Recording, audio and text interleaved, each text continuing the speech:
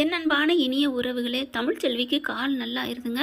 அதுக்கப்புறம் காலேஜுக்கும் போகணும், வேலைக்கும் போகணும். அதனால காத்தால வெள்ளனை எந்திரிச்சு வேலைக்கு கிளம்புறாங்க.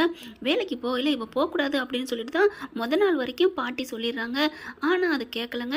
ஏன்னா சுயமாக நம்ம இருக்கணும் அப்படின்னு நினைக்கிறவங்க தமிழ்ச்செல்வி அங்கே வேலைக்கு போகிறாங்க. போயிட்டு ஓனரை பார்க்குறாங்க. அண்ணே நான் வந்துட்டேனே அப்படிங்கிறாங்க. வாமா வந்துட்டேன், அப்போ என்ன அப்படிங்கிறாங்க. இல்லைண்ணே, எனக்கு இவ்வளோ நாள் நான் லீவ் எடுத்தேன்ல, அதுக்கு ரொம்ப நன்றிண்ணே, நீங்கள் லீவு கொடுத்ததுக்கு. இப்போ எனக்கு கால் சரியாச்சுன்னு, நான் மறுபடியும் வழக்கம் போல் வரட்டுமா?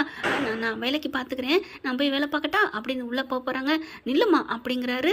ஏண்ணே என்னண்ணே, இங்கே ஏதாவது வேலை இருக்கா? இங்கே எதுவும் இல்லைம்மா, எங்கேயுமே உனக்கு வேலை இல்லை அப்படிங்கிறாரு. ஏண்ணே என்னண்ணே, எனக்கு உடம்புக்கு முடியாமல் போயிடுச்சுண்ணே, அதனால தானே நான் வேலைக்கு வரல அப்படிங்கிறாங்க. எப்பா வேலையெல்லாம் இல்லை, என்ன நினச்சிட்ருக்க? உன் பாட்டுக்கு வருவேன், உன் பாட்டுக்கு போவேன், உன் இஷ்டத்துக்கு வரப்போகுது என்ன? உன் மாமியார் வீடு நினச்சியா? நீ கிளம்புமா, உனக்கு வேலை இல்லை ஒன்றும் இல்லை அப்படின்னு சொன்னோன்னே, உன் இடத்துக்கு நான் வேற ஆளை சேர்த்துட்டேன், கிளம்பு அப்படிங்கிறாரு. அண்ணேங்கிறாங்க. அதுக்கப்புறம் சரிண்ணே அப்படின்னு சொல்லிட்டு திரும்பியில, ஐயோ இது நம்ம எம்எல்ஏ விட்டு மருமகளாச்சே, நம்ம தெரியாமல் இப்படி பேசிவிட்டோமே அப்படின்ட்டு, ஏமா அந்த பொண்ணை நில்லு அப்படின்னுட்டு, என்னண்ணே அப்படிங்கிறாங்க. சரி இனிமேல் லீவ் இந்த மாதிரி எடுக்கிற வேலை வச்சுக்காதம்மா, போய் வேலையை பாரு போ அப்படிங்கிறாங்க. ரொம்ப நன்றிண்ணே அப்படின்னு சொல்லிட்டு வேலை பார்க்க ஆரம்பிக்கிறாங்க. ஆனாலும் கால் அவங்களுக்கு இன்னும் சரியாகல, தலையும் ரொம்ப வலியாக தான் இருக்குது. என்ன பண்ணுறதுன்னு தெரியல, அந்த காயத்தோடு தான் இருக்கிறாங்க. அதுக்கப்புறம் வேலை முடிஞ்சுட்டு காலேஜுக்கும் போயிடுறாங்களா. காலேஜுக்கு போயிட்டு அங்கே ஃப்ரெண்ட்ஸ் எல்லாம் பார்க்குறாங்க. ஏண்டி இப்போ எப்படி இருக்குது, உடம்புக்கு பரவாயில்லையா? அங்கே டாக்டர் சொல்கிறாங்க, ஏன் ரெஸ்ட் எடுத்துகிட்டு வர வேண்டியதானே? தமிழ்ச்செல்வி என்ன பண்ணுறாங்க, இல்லை மேடம், எப்படி இருந்தாலும் நான் படித்து தானே ஆகணும், அதுக்காகத்தான் வந்தேன் அப்படிங்கிறாங்க. நீங்கள் பாரு தமிழ்ச்செல்வி, நீ இன்னும் ரெஸ்ட் எடுத்துக்கோ, உனக்கு என்னென்ன பாடம் இருக்கோ அதை பூராத்தையும் நான் உனக்கு வீட்டுக்கு கொடுத்து விட்றேன், என்னென்ன பாடம் நடத்துறோங்கிறது நான் ஞாயிற்றுக்கிழமை கூட உனக்கு வந்து சொல்லித்தரேன், நீ இப்படிலாம் முடியாதோட வராத அப்படிங்கிறாங்க. ரொம்ப தேங்க்ஸ் மேடம் அப்படின்னு சொல்லிட்டு, நீ இப்போ கிளம்பு அப்படிங்கிறாங்க. சரி மேடம் அப்படின்னு சொல்லிட்டு வீட்டுக்கு வர்றாங்க. வீட்டுக்கு வர்றதை பார்த்துட்டு கிளம்பி பார்த்துருதுங்க. அப்பத்தா, ஏய் எங்கடி போயிட்டு வர அப்படின்னு கேட்க, காலேஜுக்கு போயிட்டு வரேன் அப்பத்தா. என்ன அரை நாள் தானே, அதுக்குள்ளே வந்துட்டேன்? இல்லை அவங்க தான் இறக்கப்பட்டு கொஞ்ச நாள் இருந்துட்டு வான்னு சொல்லிட்டாங்க. பாத்தியா, டாக்டர் அவங்களுக்கும் உனக்கு எந்த சம்மந்தம் இல்லை, அவங்களே நீ இருந்துட்டு வா ரெஸ்ட் எடுன்னு சொல்கிறாங்க. ஆனால் நாங்கள் சொன்னால் ஏதாவது கேட்குறியாடி அப்படிங்கிறாங்க. அது சரி, காலையில் வெள்ளனே போயிட்டேன், எங்கடி போனேன் அப்படிங்கல. அது ஒன்றும் இல்லாமச்சி.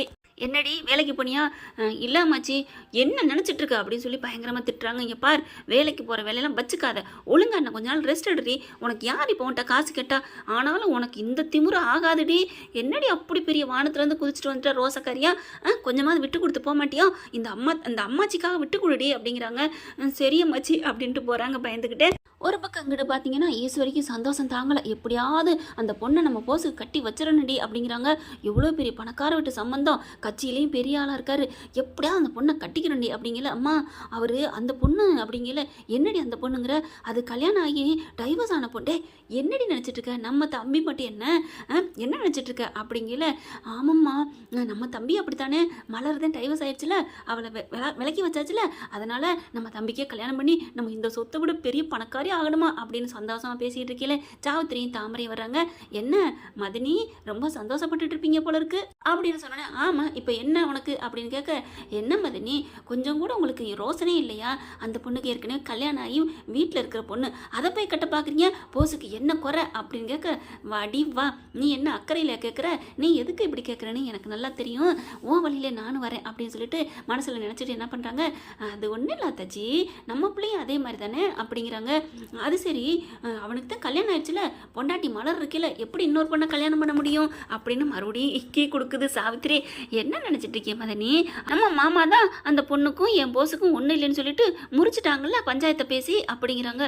ஓ அப்படி சொல்கிறீங்களா?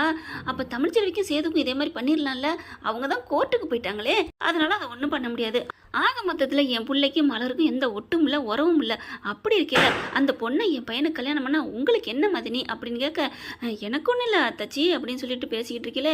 ஆனால் என்ன, என் பிள்ளைக்கு அந்த பொண்ணை மட்டும் கல்யாணம் பண்ணிட்டா நான் ஓஹோன்னு பணக்காரி ஆயிடுவேன், அப்புறம் என்ன, நான் எனக்கு வந்துருச்சு வசதி வாழ்க்கை அப்படிங்கிற மாதிரி ரொம்ப ஓவராக பார்க்க, சாவித்திரி என்ன பண்ணுது, மட்டன் தட்டியே பேசுது, வேணாங்கிற மாதிரி, போஸுக்கு கட்டி வைக்க சரி வராது அப்படிங்கிற மாதிரி பேச, உடனே ஈஸ்வரி பார்க்குதா, சரிங்க அத்தாச்சி, என் மயனுக்கு வேணா, இந்த வீட்டில் இன்னொருத்தர் இருக்கேன் சேது, அவனுக்கு கட்டி வைப்போமா அப்படின்னு சொன்னோன்னே தாமரை வந்துட்டு, அம்மா அப்படிங்குது.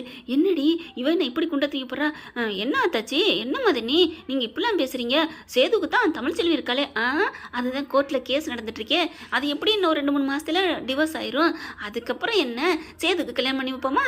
எப்படி எப்படி உங்கள் யோசனை அப்படின்னு ஈஸ்வரி பாயிண்ட்டை பிடிக்க, ஐயோ இவன் என்ன நம்ம உலக்கி நம்ம வயிற்றுல அடிக்கிறாளே அப்படின்ட்டு, அத்தாச்சி மதனி நீங்கள் எதுவும் நினைக்க வேணாம், நம்ம போஸுக்கு ஏற்ற பொண்ணு அந்த ஐயா விட்டு பொண்ணு தான், அந்த பணக்கார பொண்ணு தான் நம்ம போஸுக்கு ஏற்றது, சேதுக்கெலாம் அது செட் ஆகாது. அப்படி வாடி வலிக்கு வா, எப்படி நம்ம சேது கட்டி வச்சுட்டா ஓ மகளை கட்டி வைக்க முடியாதுன்னு பார்க்குற, எனக்கு தெரியும்டி எங்கே அடித்தா நீ எங்கே விழுவேன்னு அப்படின்னு பார்க்க, என்னை கரெக்டாக பாயிண்ட் வச்சு அடிக்கிறீல, சரி பேசு, எப்படி போஸுக்கு அந்த பொண்ணுக்கு கல்யாணம் நடக்க விடுதுன்னு நான் பார்க்குறேன், நீ சும்மாவே எங்களை மதிக்க மாட்டேன், பெரிய பணக்கார இடத்து பொண்ணு உன் வீட்டுக்கு வந்துட்டா எங்களை மதிக்கவா போகிற, இந்த கல்யாணம் எப்படி நடக்குதுன்னு பார்த்துறேன்டி அப்படின்னு சாவத்திரி இந்த பக்கம் சவால் விடுது. ஆனால் இதுக்கெல்லாம் ஆளாளுக்கு இப்படி நினச்சிட்டு இருக்காங்க. ஆனால் ராஜாங்கம் போஸை வீட்டுக்குள்ளே வர வச்சதே மலரையும் போஸையும் எப்படியாவது திருத்தி நல்லபடியாக சேர்த்து வைக்கணும் அப்படிங்கிற ஆசையில் தான் வர வச்சுருக்காங்க. பார்க்கலாம் ஃப்ரெண்ட் என்ன நடக்க போகுதுன்னு. இந்த பதிவு உங்களுக்கு பிடிச்சிருந்துச்சுன்னா உங்கள் பொண்ணான கையில் ஒரு லைக்கை போட்டு சப்ஸ்கிரைப் பண்ணிடுங்க. Thank you friends.